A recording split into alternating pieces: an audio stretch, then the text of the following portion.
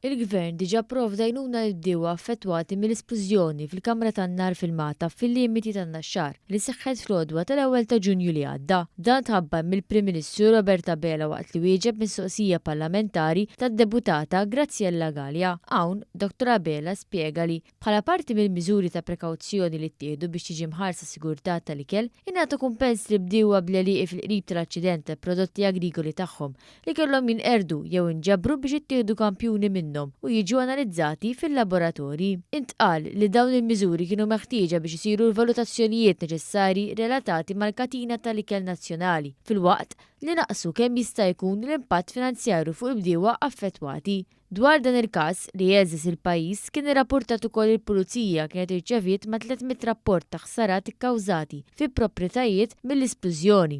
Fit-tweġiba tiegħu fil-Parlament il-Prim Ministru kkonferma li l-inkjesta mill-Maġistrat Joe Mifsud għadha għaddejja bl-għajnuna ta' diversi esperti, inklużi dawk tal-forensika, tal-esplosivi u anki inġinieri u xjenzati speċjalizzati fil-kimika biex jassu l-konklużjoni tas-xeħħ eżatt dakinhar tal-esplużjoni li fortunatament ma ħallit l-ebda vittmi. Dr. Bela qal li l-Gvern se jistenna l-konklużjoni tal-inkjesta dwar kura assistenza jew kumpens ieħor marbut mal-ħsarat qabel jikkunsidra kwalinkwe miżura ulterjuri u dan dejjem skont kif tipprovdi il-liġi.